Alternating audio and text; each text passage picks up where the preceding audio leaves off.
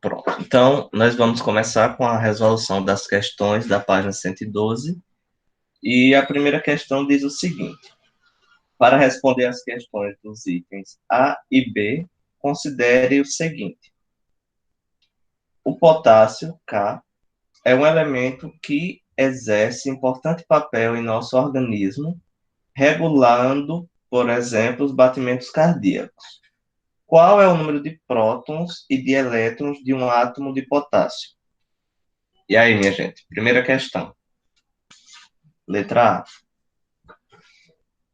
potássio. Ele quer saber o número de prótons e de elétrons. Então, aqui, como ele não falou nada e não apresentou nenhuma carga, estamos falando de um átomo neutro. E aí? Já que ele é um átomo neutro, ele tem 19 de prótons e 19 de elétrons. Muito bem. Tem 19 prótons e 19 elétrons. Deixa eu voltar aqui. Pronto. Letra B. Em nosso organismo, o potássio se encontra na forma de íons potássio de carga mais um. Qual é o número de prótons e de elétrons do potássio mais? Quando é mais um ou menos um, só o sinal é o suficiente, tá certo?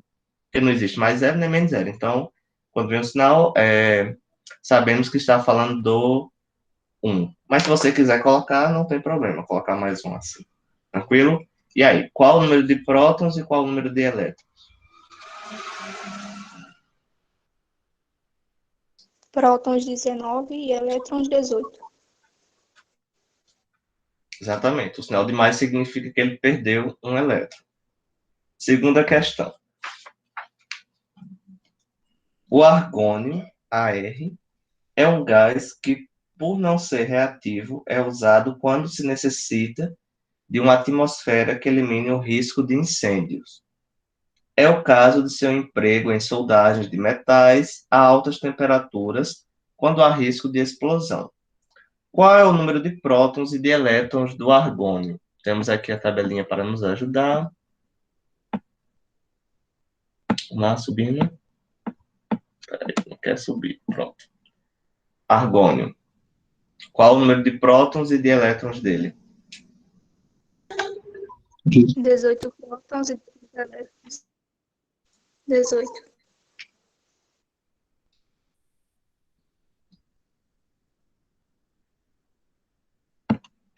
Ele vai ter quantos prótons? 18 Quantos elétrons?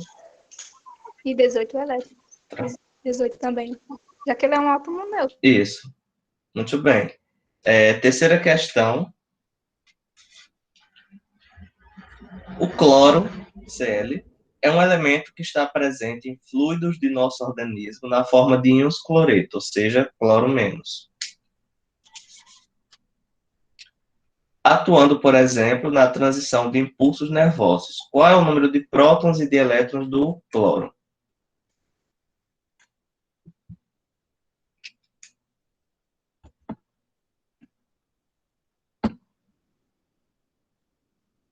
Aqui. Do cloro menos, no caso, né? Do íon cloro, ânion. Ele tem 17 prótons e 18 elétrons. Muito bem. O sinal de 17 menos, prótons e 18 elétrons. muito bem. O sinal negativo indica que ele ganhou um elétron. Vamos para a quarta questão.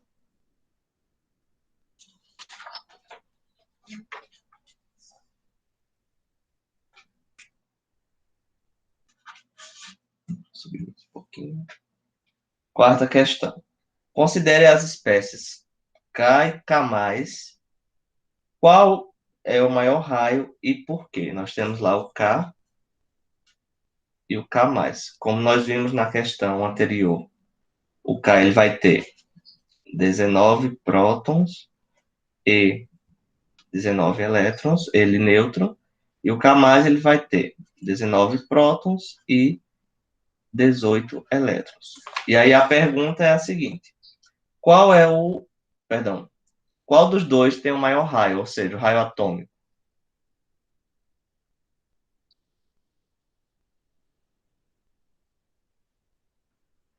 E aí, minha gente? E por quê? O K tem maior raio. O K tem maior raio. Porque Por ao quê? ser um elétron transformando no cátion, K+, houve uma contração, porque a atração do núcleo sobre os elétrons remanescentes ficou maior. A força de atração era 19 pi e 19 elétrons, e ficou 9 prótons e 18 elétrons. Muito bem. O que vai A do K é acontecer? maior. Isso. Esse raio aqui, peraí, deixa eu colocar assim, raio atômico do K é maior que o do K+. Por quê? O K ele vai ter 19 prótons atraindo 19 elétrons. Como o K mais perdeu um elétron, ele vai ter 19 prótons atraindo 18.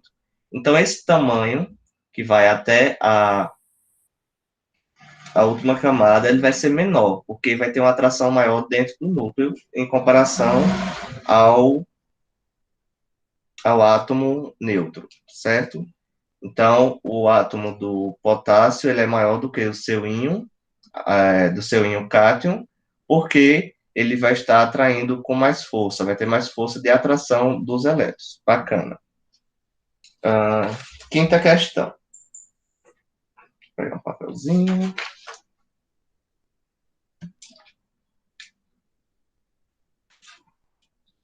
Considere as espécies K+, AR e cloro menos. Qual tem maior raio e por quê? Nós vamos ter o cátion do potássio, vamos ter o argônio e vamos ter o ânion do cloro. Qual desses três ele vai ter o maior raio?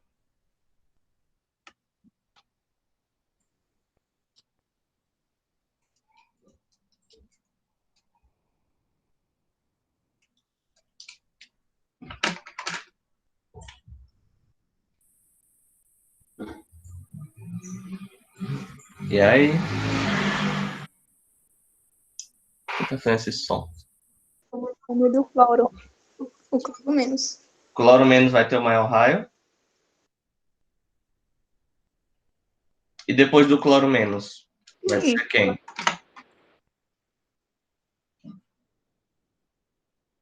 Vai ser o AR. O AR, E depois, o K+. pronto. Então vamos fazer lá uma interpretaçãozinha.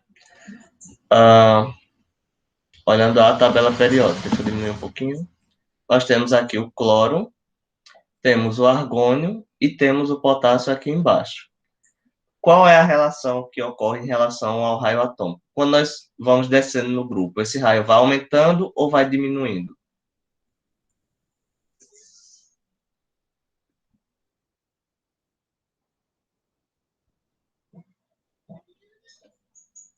Hein, pessoal?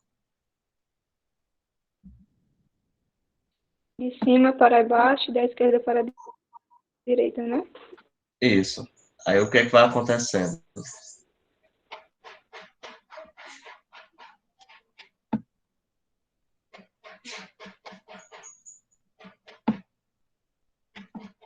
Deixa eu mostrar aqui numa tabelinha.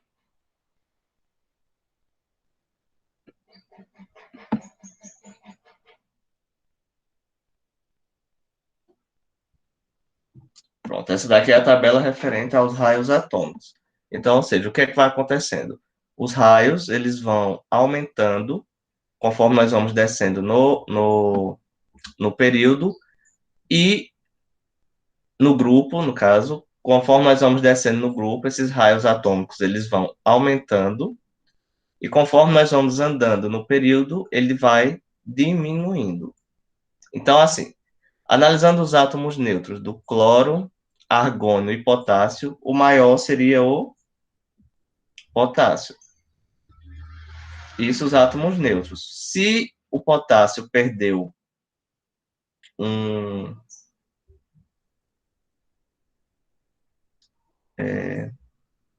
perdeu um elétron, ele vai ficar um pouco menor. Mas mesmo assim, ele ainda vai continuar sendo o maior em comparação aos outros dois. E o cloro mais, ele vai ganhar um elétron, que aí no caso é o cloro menos, perdão. E aí ele vai aumentar um pouco o seu tamanho. Então o cloro ele vai ser maior que o argônio. O argônio vai ser o menor de todos. Deixa eu voltar aqui. O argônio vai ser o que tem o menor raio atômico. O cloro vai ficar aqui como intermediário. E o K+, ele vai ficar aqui. Porque mesmo ele perdendo um elétron, sendo contraído, mesmo os prótons tendo uma maior atração com os elétrons que estão ali, com os 18 elétrons que sobraram, esse raio aqui ele ainda vai ser bem maior do que um desses outros aqui. Tranquilo? E perceba que analisando esse modelo, essa representação aqui, cadê? Pronto. Aqui está os átomos neutros, mas vocês acham que o cloro ganhando um elétron, ele vai ficar muito maior do que o potássio? Veja, o tamanho do cloro aqui, 79, do potássio, 243. Será que vai haver uma diferença tão grande que o potássio ele vai ficar menor que o cloro menos? Não. Provavelmente não, né? Então, essa é a resposta. Deixa eu voltar aqui. Jamile, ficou tranquilo para você essa resposta? Sim, Pronto, sim. bacana. E agora, sexta questão. O tamanho aqui tá tudo bom, né? Dá para vocês verem tranquilo, não dá? Dá. Pronto, qualquer coisa falem.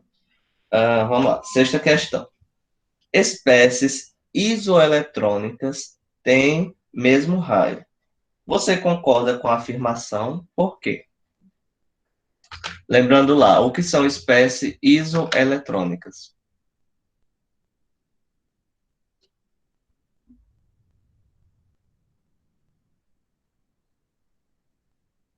Oi?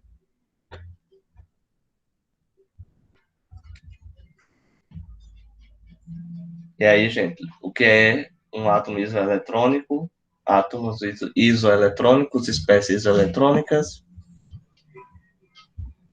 Que tem o mesmo raio atômico? Não. Isoeletrônicas são aquelas. Eita, deixa o carro passar aqui. Isoeletrônicas são aquelas espécies que têm a mesma quantidade de elétrons. Então, nós vamos ter, por exemplo, o neônio, que ele tem 10 elétrons. Vamos ter o sódio mais, com 10 elétrons, porque ele tem 11 elétrons, o neutro, mas aí, como ele perdeu um elétron, ele fica com 10. E o magnésio 2 mais. Também vai ter 10 elétrons. Deixa eu voltar aqui. E aí,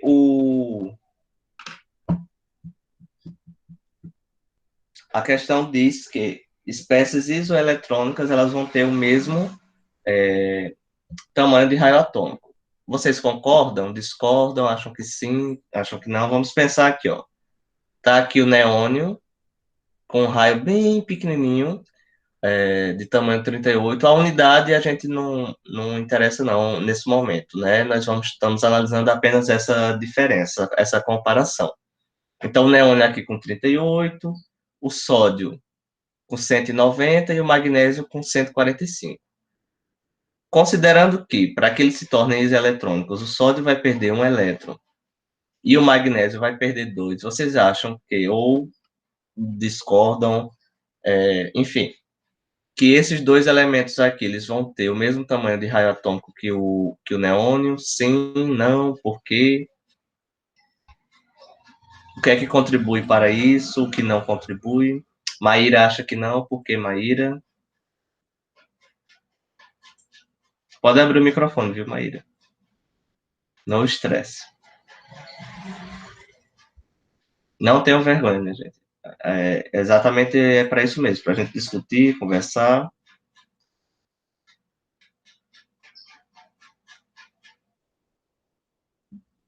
E aí?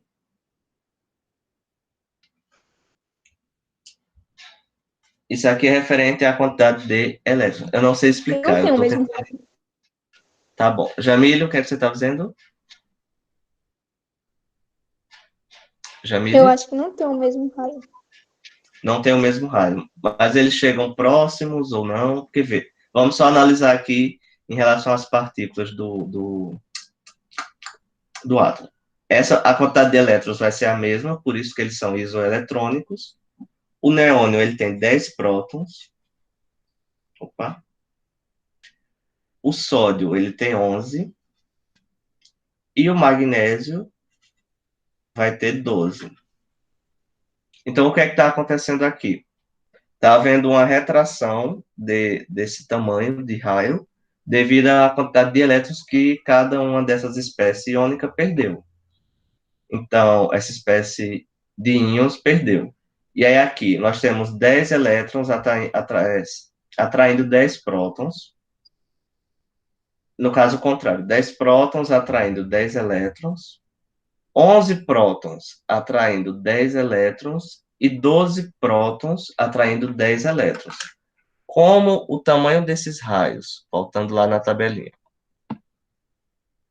é bem diferente, ó. Perceba que o neônio ele tem um raio bem pequenininho, tanto é que quase não aparece aqui. Deixa eu ver se eu dar um zoom, se dá para ver alguma coisa.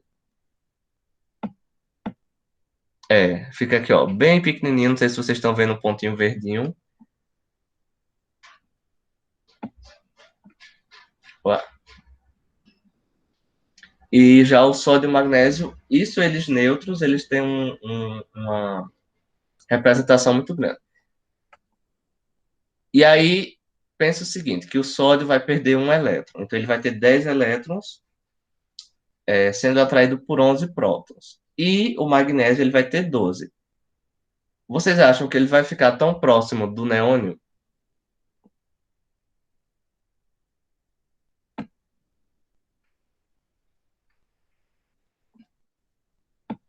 Jamile tinha falado que não, alguém discorda, concorda com ela?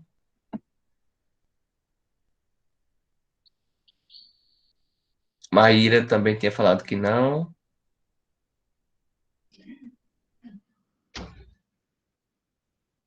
O Adson, Arthur, vocês concordam, discordam?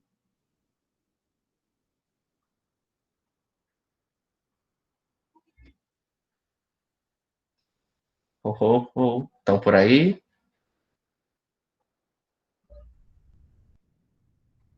Oi? O Adson? Arthur? Eu continuo achando que não. Arthur, bom. Pode abrir o microfone, minha gente. Tenha vergonha, não.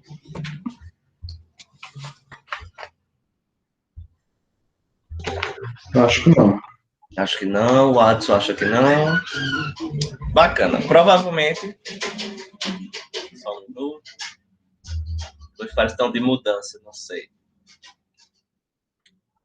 Provavelmente isso não vai ocorrer, tá? Isso vai. Nós vamos ter, sim, uma diminuição desses raios atômicos aqui, mas não será tão significativa ao ponto de ficar tão pequeno assim. Então, a resposta seria não, mas que a tendência, sim, de que realmente eles se aproximem o tamanho. Vocês poderiam dizer, não vão ficar com os tamanhos idênticos, mas irão se aproximar significativamente, devido à atração núcleo e elétron, tá certo? Porque para o sódio vai diminuir um elétron, para o magnésio 2. E aí, provavelmente, o magnésio ele chegaria mais próximo desse tamanho, em comparação ao sódio. Mas aí eles não teriam o mesmo tamanho. Mas, iriam se aproximar, claro, mas não teriam o mesmo tamanho. Bacana. Vamos agora para... não, já terminamos a sexta questão. Então, vamos só revisar um pouquinho aqui nessa simulaçãozinha, nessa representação. Deixa eu colocar aqui. Pronto. Aqui nós estamos os raios atômicos em uma representação, e aí essa imagem ela é muito interessante porque nos mostra uma ideia, um modelo de como seriam esses tamanhos. Então, percebemos que, conforme nós vamos descendo no grupo, esses raios atômicos vão aumentando, e conforme nós vamos saindo da esquerda para a direita nos períodos, esses raios vão diminuindo. Aqui na família B, tá? Esse grupo aqui dos metais, perdão, representativos, esqueci o nome. Esses daqui, do grupo 3 ao 12, eles possuem uma certa irregularidade. Vejam só, o raio da prata, por exemplo, prata. É prata ou plata, meu Deus? La plata. Pronto. Esse raio aqui, com o do cádmio, veja que ele, na verdade, vai diminuindo, certo? Mas acontecem algumas irregularidades aqui, ó. Perceba que o do nióbio, ele é menor do que o do molibdênio, tá? Mas isso aqui são algumas irregularidades, por isso que essas propriedades periódicas, o mais correto dizer é que elas são uma tendência periódica, tá certo? Misericórdia, quem é esse que entrou? Tem um nome tão estranho. Cadê? Já apareceu aí? Dark, sei lá o quê. Pronto. Eu acho que é Dark, a ideia aí, Darkish. Diga lá seu nome e sua turma, Darkish, sei lá. Darkish 87. Quem és tu?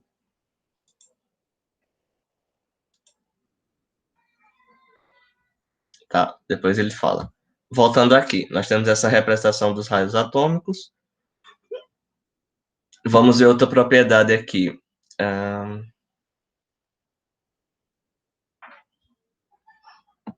Eletroafinidade, que é aquele caráter metálico que nós estávamos estudando. O que foi que deu errado aqui? Está carregando ainda, quer ver? Era isso mesmo. Só um segundo. Eletroafinidade, que é aquela capacidade de se tornar metal, ou seja, caráter metálico, essa é a palavra correta, tá? Então, esses elementos é os que têm maior tendência de receberem elétrons. E aí percebo que esses daqui, eles têm um caráter metálico bem pequeno, ou uma eletropositividade bem pequena, porque eles tendem mais a doarem elétrons do que receberem. Já esses daqui não, ó, percebo que eles têm uma representação bem forte quanto a isso. Então, analisando esse caráter metálico, essa eletroafinidade, nós percebemos que ela vai aumentando, ou seja, é a tendência dela, que ela vai aumentando ao longo dos períodos e diminuindo ao longo dos grupos. A diminuição é uma coisa pouca, existe uma ou outra irregularidade, como vocês podem perceber, mas essa é a tendência, tá? Não é regra, é tendência.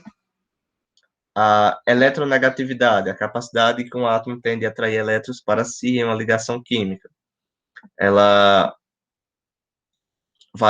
segue a mesma linha da eletroafinidade. Ela vai aumentando ao longo dos períodos e diminuindo ao longo dos grupos. Ó, perceba que o hidrogênio ele é meio que uma exceção, tá? Mas como o elemento do mesmo período dele seria o hélio, isso nessa tabela aqui, ele não tem um valor aplicável ainda. Não se identificou esse valor. E aí vai aumentando, ó, perceba que vai aumentando ao longo do período. Não preciso, na verdade, nem mostrar os números, porque essas representações, esses ciclos estão bem evidentes aqui para vocês. E vai diminuindo ao longo do período, tá certo? Isso significa se em uma ligação que tenha lítio e flúor, por exemplo, o flúor ele vai atrair os elétrons do lítio com maior força do que o lítio atrair os do flúor. Isso vai ser muito importante mais lá frente, tá? Nós vamos, nas próximas aulas, quando nós estivermos fazendo umas comparações, nós vamos ver que essa eletronegatividade ela tem uma força muito interessante, ela é muito interessante para que nós possamos identificar ligações químicas, tá? Deixa eu ver se tem outra propriedade aqui. Tem muitas propriedades, mas aí eu não estou lembrando agora outras que nós vimos semana passada. Pam, pam, pam. Tá bom. Pronto. E essas propriedades, elas também influenciam na camada de valência. A camada de valência, como nós já estudamos há algum tempo atrás, é aquela última camada na distribuição eletrônica. Então, a última camada que o átomo dispõe elétrons é a camada em que ele vai fazer ou a perda ou a ganha de elétrons para poder realizar as ligações químicas. Então, de onde vamos ver aqui um breve histórico da construção do conceito de valência, tá certo? Esse artigo aqui depois eu vou mandar para vocês como forma de complemento da aula. E aí o conceito de valência, assim como outros conceitos científicos, ele foi sendo construído e reconstruído ao longo dos anos, até se tornar o que nós conhecemos hoje. Isso, todos os conceitos científicos, né? As duas pessoas, assim, os dois cientistas que sempre se atribuem a forma como nós entendemos hoje é Frank Land e Kekulé. Eles que conduziram ideias muito próximas, muito estudos nessa área para que nós possamos entender o que é a valência, ou a camada de valência, elétrons de valência, como nós entendemos hoje. É um conceito que é utilizado tanto no ensino médio como no ensino superior, então ele é altamente necessário na química orgânica, na química inorgânica, em toda a química, quando nós estudamos as ligações. E aí,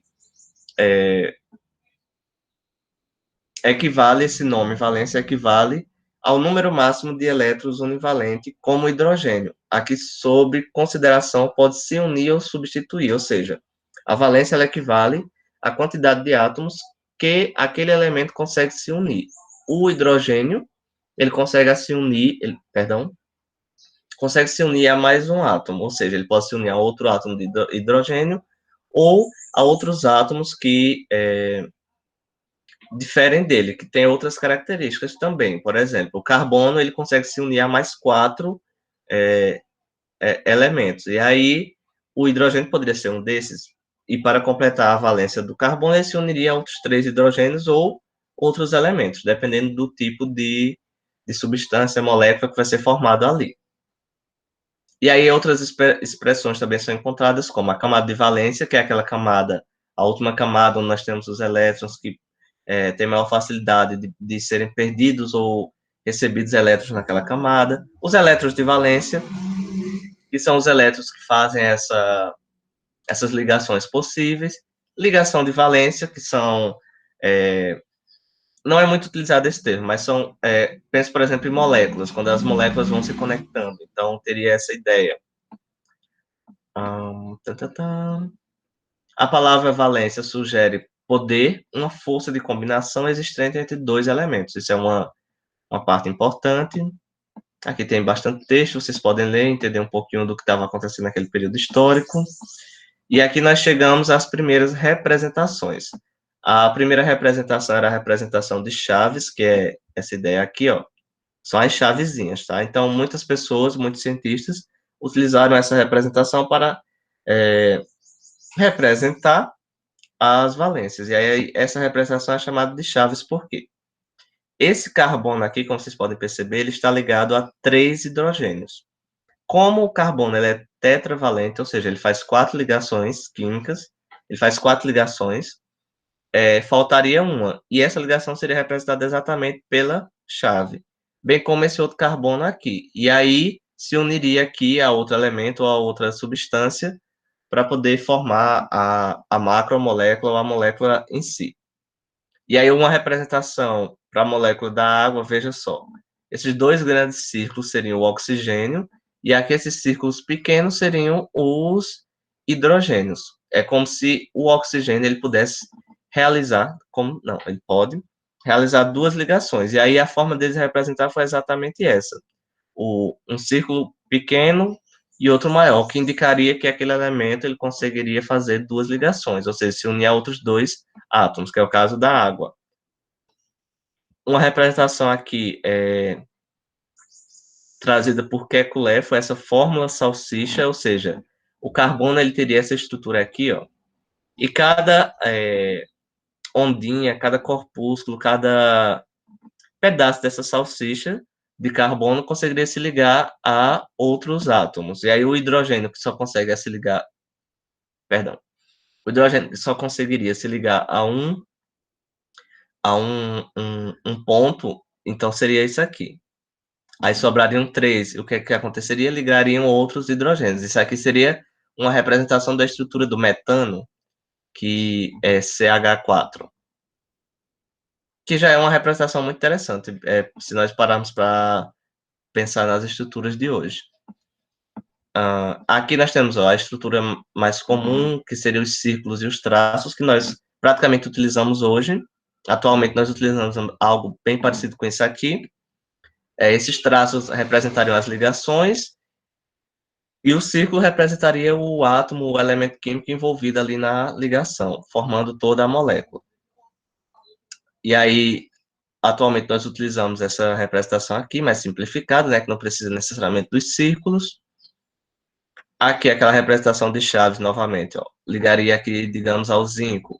Então, nós teríamos dois metil se ligando ao zinco. O metil é essa estruturazinha aqui, tá? O CH3. Aqui o carbono, ó, sim, esses dois tracinhos indicariam que esse elemento aqui, ele conseguiria ter valência 2, ou seja, ele seria bivalente, ou seja, ele poderia fazer duas ligações. Aqui o carbono, ó, IV, que é um 4, então ele estaria ligado ao O2, estaria ligado a mais 2O, que dá 4, e o bário aqui estaria ligado a essa estrutura aqui. Tan, tan, tan. Isso aqui, essa teoria dos radicais e a teoria dos tipos é só uma coisinha assim extra, só para confundir o juízo do povo, mas é algo que eles se discutiam exatamente por essas características. A determinação da valência dos elementos e radicais e o seu uso na definição de fórmulas e estruturas químicas foi feita de forma totalmente experimental e baseada na tentativa e erro, ou seja, eles iam tentando e verificando, não, isso deu errado, então descarta. O que foi que deu certo? Vamos fazer de novo, vamos fazer de outro jeito. E, por meio disso, eles conseguiram chegar a essas propostas, a esses diagramas, a essas estruturas de ligações químicas que nós conhecemos hoje, e nós vamos conhecer ao longo das nossas aulas. Então, tentava-se, então, determinar qual seria a forma mais provável, de acordo com as propriedades do composto, e os produtos formados em diferentes reações. Pronto.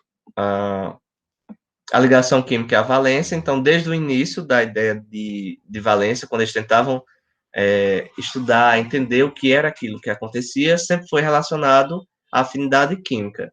E aí, essa afinidade química entre os elementos, que era a ligação química. Então, a valência ela sempre esteve ligada à ligação química. Em alguns momentos não se falava ligação química, né, mas o conceito já estava implícito ali. Só necessitava que alguém dissesse, isso é ligação química.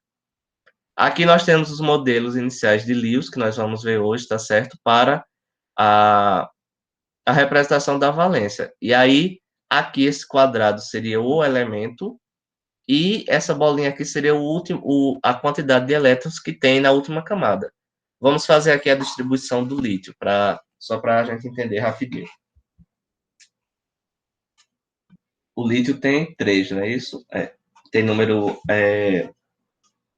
de prótons 3, considerando o átomo neutro, então ele vai ter 3 elétrons. E a distribuição eletrônica do lítio seria 1s2, 2s1.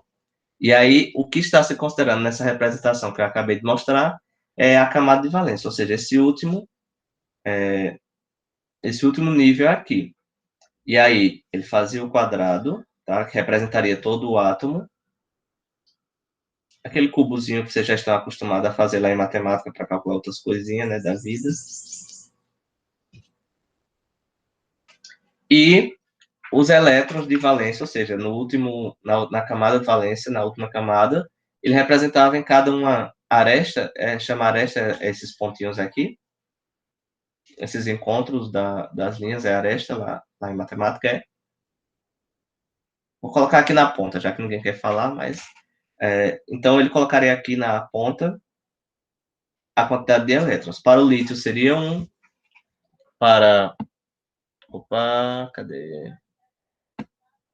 Para o berílio 2, para o boro 3, para o carbono 4, nitrogênio 5, oxigênio teríamos 6 e o flúor teríamos 7. E aí, com isso, vem a regra do octeto, né? Já dá para fazer uma analogia aqui rápida, que é aquela ideia de completar a última camada. E aí, a última camada, ela necessitaria ser completada ou pelo nível S com 2 elétrons, ou os outros níveis com 8 elétrons. E aí, aqui, para completar, seria mais fácil retirar um elétron ou adicionar um elétron. Provavelmente não. Retirando um elétron para o lítio, ele já vai ficar com a outra camada totalmente preenchida. Então, por isso que os grupos, os elementos deste período aqui, ó, do primeiro período, eles tendem a formar estruturas cátions mais um, porque eles ficariam mais estáveis, ou seja, teriam a sua última camada preenchida com 8 elétrons, guardando as exceções, tá, para o lítio. Vocês vão ver que a regra do octeto, na verdade, é a tendência do octeto, porque tem mais exceção do que regra, né? Enfim. E a mesma coisa para esses outros elementos. Aqui, vamos fazer a distribuição do sódio.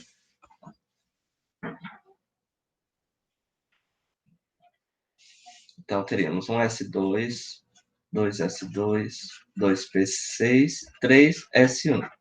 Perceba que a última camada, o último nível, que é o 2, deixa eu tirar o ponteiro do mouse aqui. O último nível, a última camada, que é a 2, então nós temos camada K, camada L e camada N. Para preencher essa última camada aqui, ainda necessitariam de 7 elétrons. Então, é mais fácil ganhar 7 elétrons ou perder um elétron e já ficar estável. Claro que isso aqui junto com outro elemento, tá? Então, é muito mais fácil ele doar esse elétron, ficar estável, do que ter que puxar mais 7 elétrons para poder se estabilizar. Bacaninha? E aí é isso que acontece aqui no primeiro período. No segundo período, para que ele se estabilize, é muito mais interessante doarem 2 elétrons do que receberem 6. E aí, quando nós vamos chegando aqui nesse grupo aqui, no bloco P, na verdade, isso já vai se invertendo. É muito melhor que eles ganhem elétrons do que percam. E aí nós vamos voltar novamente à distribuição eletrônica e fazer essas relações. Pronto. E aí essa daqui seria a representação de Lewis para a camada de valência. Essa é a representação inicial, tá? A representação que nós utilizamos atualmente é parecida com essa daqui. Daqui a pouco eu vou mostrar a vocês. Isso aqui já é representando a ligação química em si, tá? Mas aí ele partiu inicialmente por isso aqui. Aqui nós teríamos, acredito que 2 átomos de flúor, de um halogênio, então pode ser o flúor. Então, pensamos aqui um F2, nós teríamos 2 flúoros se unindo para poder que os 2 estivessem estabilizados. Aqui nós teríamos o quê? O oxigênio, bacana. Pronto. Pronto, o resto aqui é um texto mais informativo, então vocês vão dando uma olhadinha, tá certo? Quem tiver interesse, eu vou enviar para vocês. E vamos agora para essas estruturas, para montar essas estruturas. Aprendermos a fazer essas estruturas, ela é interessante porque vai nos ajudar a entender as ideias das ligações químicas, tá bom? Então, vamos fazer aqui rapidinho. Se você já souber quantos elétrons aquele elemento possui na última camada, você não precisa fazer a distribuição eletrônica, tá certo? Então, assim, até pela tabela periódica você consegue verificar essa tendência. Se você pegar lá o grupo 1, então você sabe que os elementos do grupo 1 vão terminar em S1. Então, quer dizer que na última camada, independente se é K, L, M ou N, ele vai ter um elétron. Então, aquele elemento, provavelmente, ele vai ter a tendência de perder um elétron. Mas a representação de Lewis é da seguinte forma. O hidrogênio.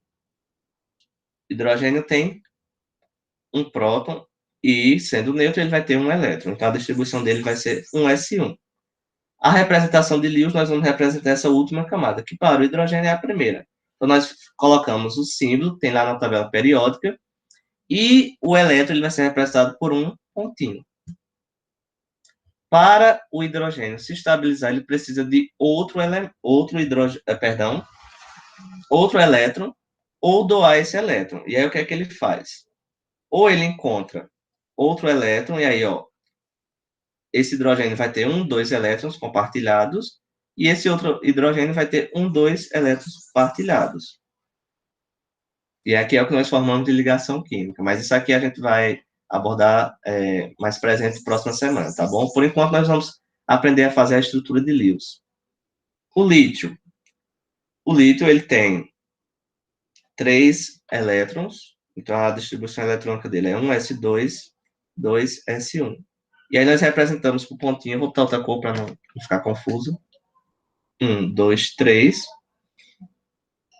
Perdão, ele termina em 2s1, então ele só vai ter um elétron aqui na sua representação. Sódio é a mesma coisa. O sódio, ele termina, ele é do primeiro período também. A distribuição eletrônica dele é 1s2, 2s2, 2p6, 3s1.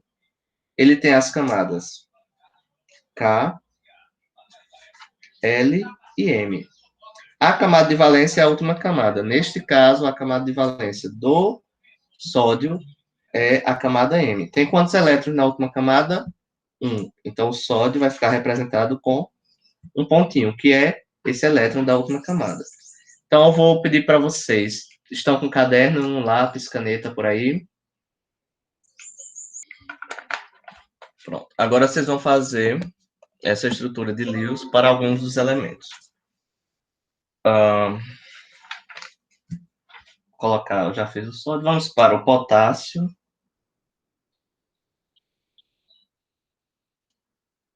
Para o magnésio.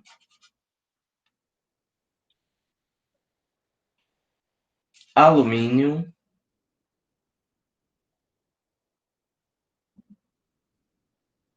Nitrogênio. Oxigênio. Flúor. E vamos fazer 2 gases nobres só para nós entendermos. O hélio e o neônio. Pronto.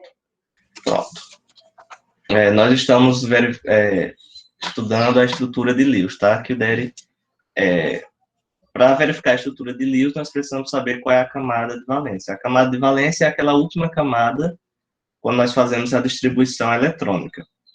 E aí, eu pedi para que vocês fizessem essa estrutura de Lewis para esses elementos aqui. Então, o que é que nós podemos fazer? Podemos fazer a distribuição eletrônica deles, verificar a última camada, ou identificar a última camada a partir do grupo que ele faz parte. Mas aí vamos para... É bom que a gente revisa a distribuição eletrônica. Vamos fazer a distribuição. Então, começando aqui com o potássio.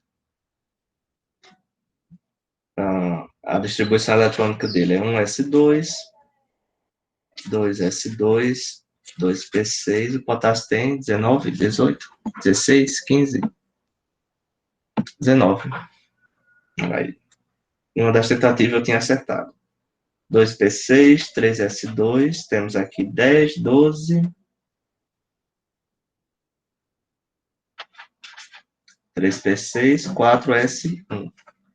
Então, nós temos as camadas K, comporta até dois elétrons, camada L, camada M e camada N.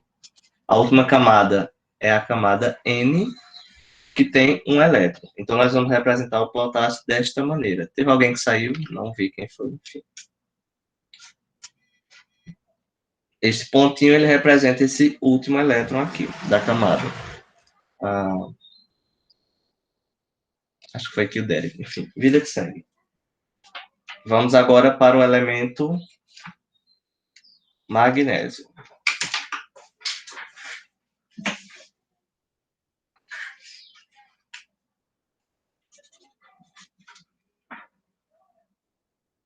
Retornou.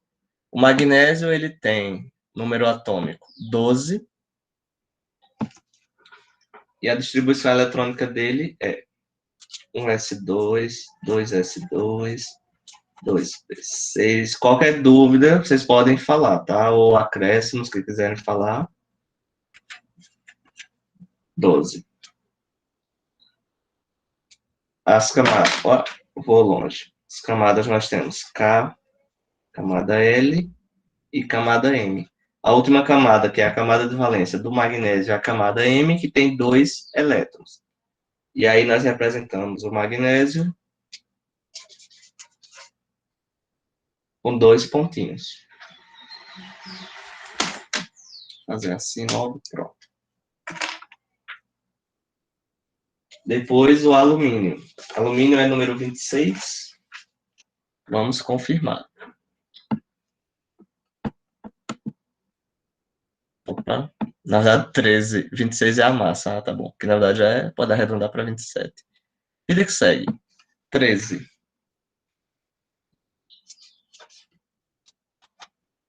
Distribuição eletrônica. 1s2, 2s2, 2p6, 3s2, 3p1. Então, nós temos a camada K, camada L e camada M. A camada, ela vai ser a última. Quantos elétrons ele tem na última camada? Ele tem 2 mais 1. A camada é tudo que tem um número, ou seja, referente aos níveis. O último nível aqui, que é a camada M, é o nível 3, e ele tem nesse nível 3 elétrons. E aí nós representamos o alumínio com 3 pontinhos. Vamos agora para nitrogênio.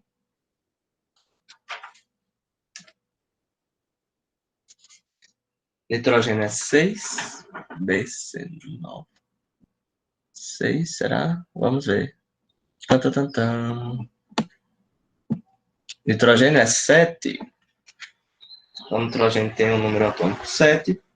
Distribuição eletrônica. 1s1, 2s2. Opa. Pronto. 2p3. 7. Camada K, camada L. Na camada L, que é tudo que tem o número 2, ele tem 5 elétrons. Então, nós representamos o nitrogênio com 5 pontinhos. Coloquei aqui só para ficar bonitinho, né? Mas poderia representar de outras formas também, agrupando de 2 em 2. Tipo assim. E aqui ficou tranquilo. Eu acho essa notação aqui ainda é melhor do que essa daqui que eu fiz, tá? Agrupando sempre de 2 em 2. Quando tiver 2 para agrupar, quando não agrupa 1 e assim vai. Oxigênio. 8. Distribuição eletrônica. 1s2, 2s2, 2p4. Camada K, camada L.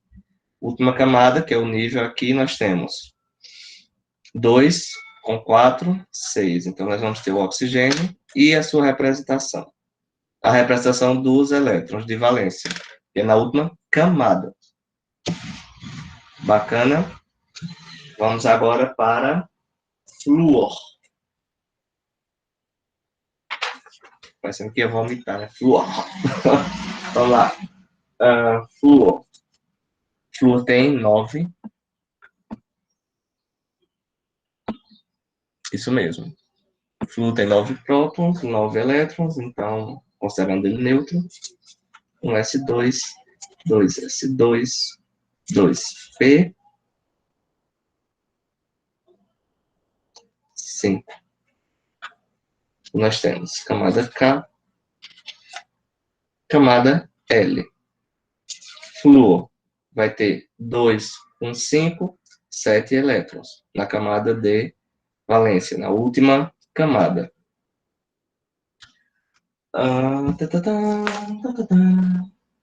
Vamos agora para o hélio. Essa folha já está riscada, não serve. Isso aqui. Hélio tem 2 elétrons. Distribuição eletrônica, 1s2. Camada K. Hélio tem 1, 2.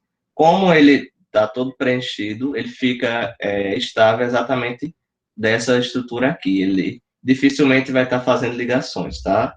Vai estar ganhando ou perdendo elementos, porque ele já tem ali a sua camada completinha e e isso lhe dá bastante estabilidade. Então, se nós fôssemos representar o hélio, nós teríamos o núcleo com 2 prótons, e a primeira camada, que é a camada L, completa com a quantidade de elétrons que ela suporta. Por isso que ele se estabiliza com 2 elétrons. Por isso que é difícil de encontrar um gás nobre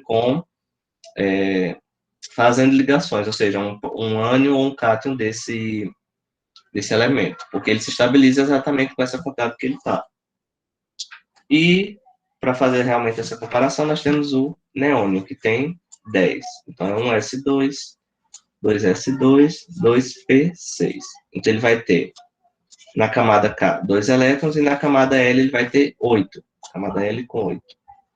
Então, ele já tem a quantidade suficiente de acordo com a regra do octeto. Regra do octeto, o elemento tem que ter na última camada 8 elétrons. Tá certo? Para ele se tornar estável. Então, todos os gases nobres eles vão ter essa estrutura. Lembrando que a regra do octeto é uma tendência, então nós vamos ver muitas exceções posteriormente. Mas, no momento, o que nós temos que guardar no juízo é isso. A regra do octeto tem que ter na última camada 8 elétrons para estar estável. Então, o neônio, para representá-lo, nós colocaríamos desta maneira. Bonitinho lá, completinho, estável. E aí, pegando estes outros que nós respondemos, o flúor, para ficar completo, para ficar estável, melhor dizendo, ele precisaria de quantos elétrons? Considerando que na última camada ele tem 7.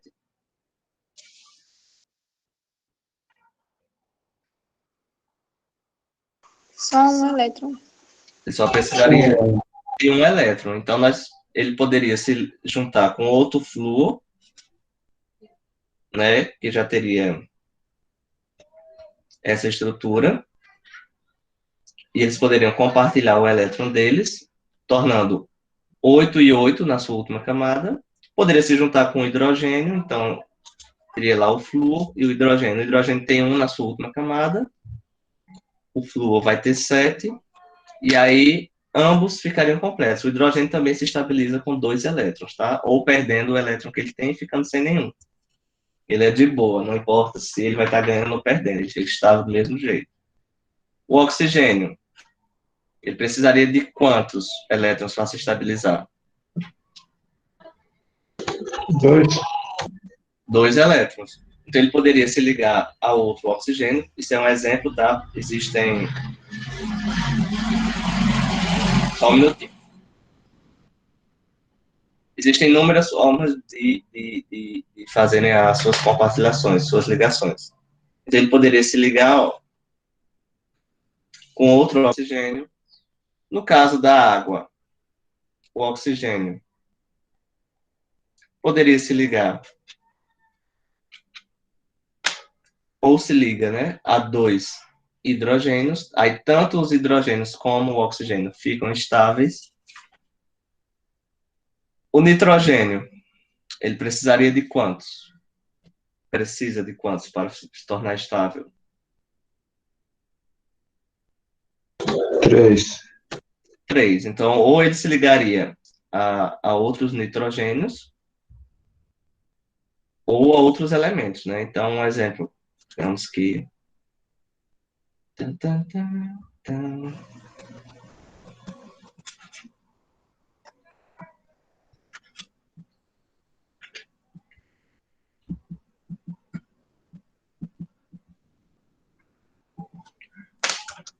E aí, esse nitrogênio agora que tem 5, vai ter 6. Ele que tem 5 vai ter 7. Ele que tinha 5 agora vai ter 8. E a mesma coisa para os demais. Ligasse também a 3 hidrogênios, poderia ser também, teria essa configuração. O alumínio, ele tem 3. Seria interessante ele se ligar ou a 5 elementos, ou a, perdão, a 5 alumínios, ou completar com outros elementos que completariam essa carga também. Né? Ele poderia fazer 3 ligações com outros.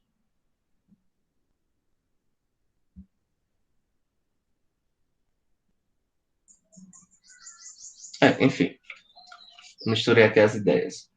magnésio também, e assim sucessivamente. Pronto. Essa semana nós vamos focar nas estruturas de líons, tá? Essa ideia, esse círculozinho, a gente fica para a semana que vem, que é quando nós formos abordar as ligações químicas. Aí a atividade desta semana vai ser em cima disto, eu vou mandar lá no grupo, tá? Vou trabalhar ela direitinho e mando para vocês, junto com esta aula que vai estar, vou mandar o link postado no YouTube. Para quem não assistiu e para quem quiser rever ou assistir do começo, ou, enfim, inúmeras possibilidades, não é isso? A partir da próxima semana, a partir de segunda-feira, eu pretendo começar a utilizar o Classroom, então nós vamos precisar fazer a ativação daquela conta educacional, tá certo? Eu vou lá mandar o vídeo que o professor Rafael fez, ensinando como ativar a conta educacional, e nós vamos utilizar ela. Vai ser bacana porque quando eu mandar o link, vocês entrando pela conta educacional já vão entrar direto na aula, não vai precisar estar pedindo a permissão, o que é bacana, né? É algo que faz a gente ganhar tempo. E é uma conta que vocês vão ter, se conectarem no celular, vocês vão poder utilizar de graça. O professor Leonardo também fez um vídeo ótimo. Me manda também esse vídeo, Jamil, porque aí eu compartilho os dois. Se vocês entrarem no aplicativo, conecta aí com a conta educacional, vocês vão poder utilizar o aplicativo de forma gratuita. Ou seja, se você tiver a Claro ou a Oi, você conecta pelo aplicativo, vai poder assistir tanto essa transmissão como as videoaulas que são lá postadas. Ou seja, se você for utilizar o Classroom, as atividades vão ficar salvas na conta, então não consome a memória do seu celular e você não vai estar gastando da sua internet para poder utilizar o aplicativo. Tranquilo? Pronto. Fora isso, coloquem o nome de vocês no chat e a turma, tá? Eu já anotei alguns aqui, mas eu sempre confundo as turmas. Às vezes, uma pessoa é do primeiro D, eu coloco primeiro B, e assim sucessivamente. Ora, era Joás, o Darkish, né? Muito bem. Até que fim apareceu o nome. Semana que vem, nesse mesmo horário, nesse mesmo canal, espero todos com a conta educacional. Olha, até rimou, né? Então, tchau, minha gente. Uma boa quinta-feira, uma boa final de semana, e até semana que vem. Tchau.